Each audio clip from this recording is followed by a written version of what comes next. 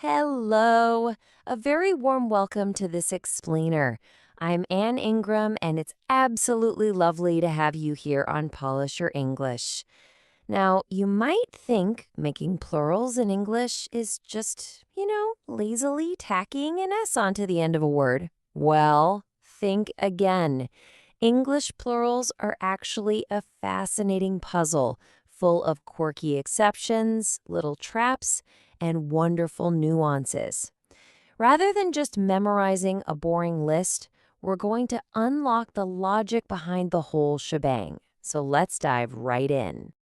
If you're feeling a bit overwhelmed, don't you worry at all. We are taking a very structured 6-step journey together today.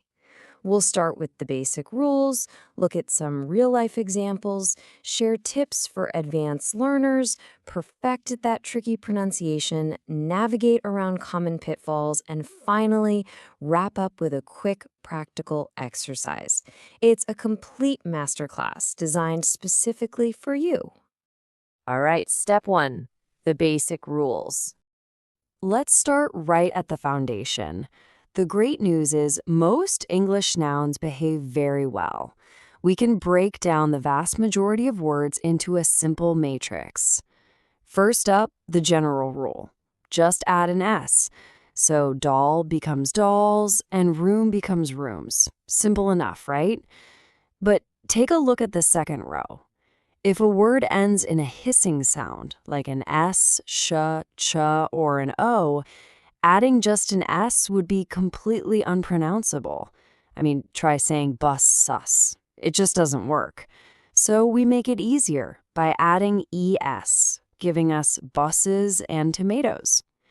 Next, if you have a consonant before a Y, the Y completely disappears and turns into IES, like in parties. And finally, there's that beautiful softening of the F or FE, which changes to Vs. So knife turns into knives, and loaf becomes loaves. Of course, I do have to gently remind you that some classic words simply must be memorized by heart. These are our lovely irregulars. Words like child becoming children, man to men, foot to feet, tooth to teeth, and mouse to mice.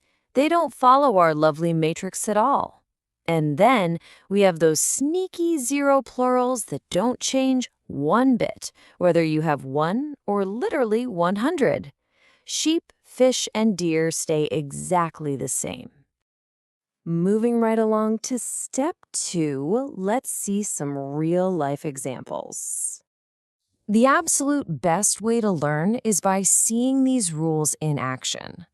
Let's check in on some of our regular students, starting with Monica. She loves reading good books in the evenings. I really have to praise Monica here for perfectly applying the most common general S rule. Notice how seamlessly she adds the S to both books and evenings. Brilliant and totally grammatically flawless.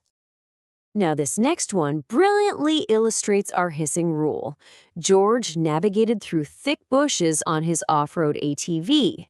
Because bush ends in that hissing sh sound, George correctly added the ES to make bushes. It just makes the word flow perfectly off the tongue, doesn't it? Okay, now take a look at Miles. He says he bought 2 new gaming mouses.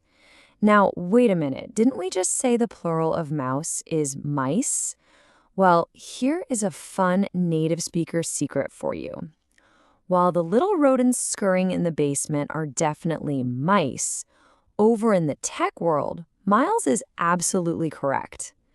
Native speakers frequently use mouses when talking about computer gear. Nobody in an IT department is going to bat an eyelid at gaming mouses. Now for step 3, a few tips for you advanced learners out there. Let's elevate this lesson with some subtle nuances that separate beginners from truly confident speakers. We'll start with a bit of a clash of the titans, British English versus American English, specifically regarding nouns of multitude. words like team, family, or government.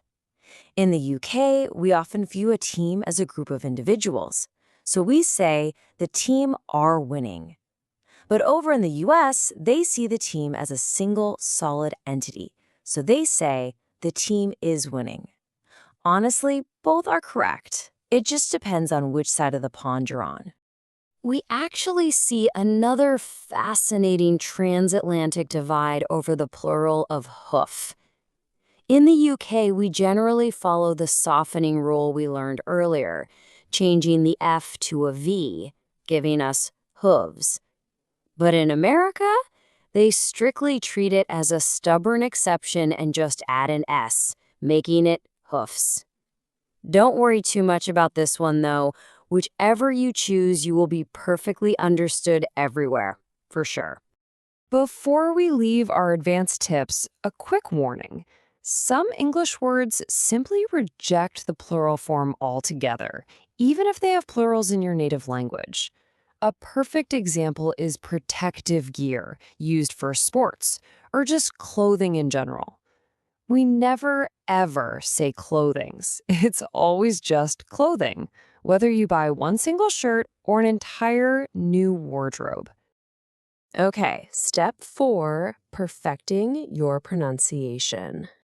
You see, spelling is really only half the battle. How we speak is just as important. The regular S ending actually has 3 different sounds. First, the hard S sound. Listen closely. Books, roofs, cats. It's very sharp. Second, we have the soft buzzing B sound, the Z.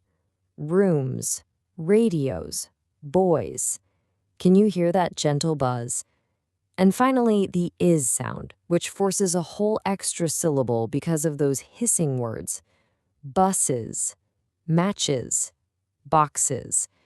Practicing these 3 distinct sounds is absolutely crucial and will instantly make your English sound more authentic.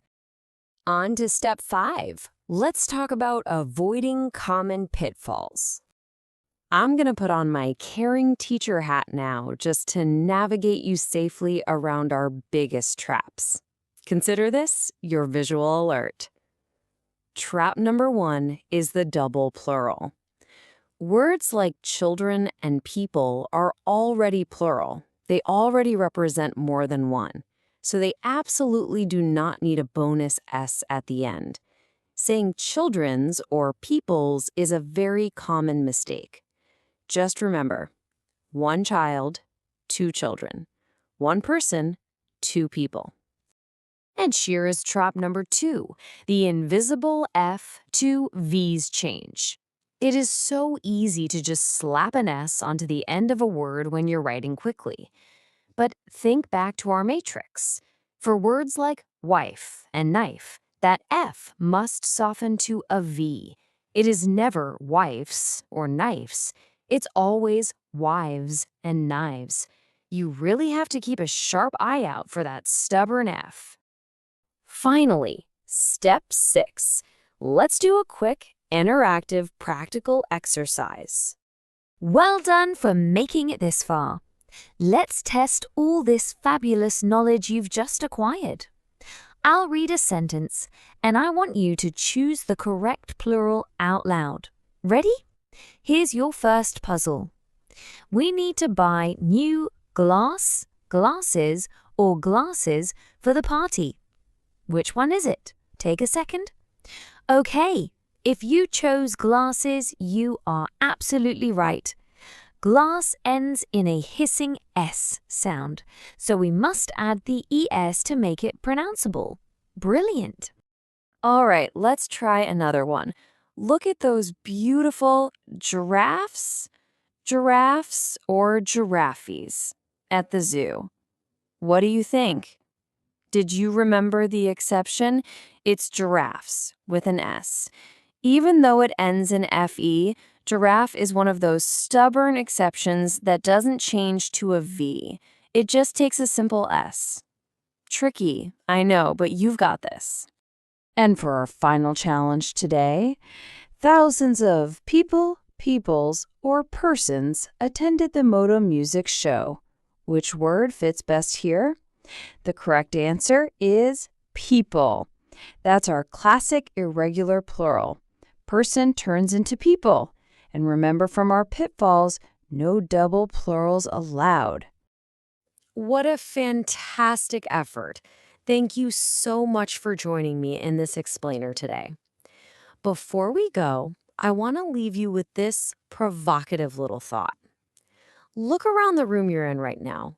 What everyday objects do you see that might be secretly hiding a tricky, irregular plural? Think about it. The absolute most important thing you can take away from this is to keep practicing out loud. Do it as much as possible to achieve absolute perfection with those tricky sounds. If you enjoyed this lesson and you want to stay up to date with more clear, structured explanations, please do hit that subscribe button for Polish Your English. Until next time, best grammatical regards.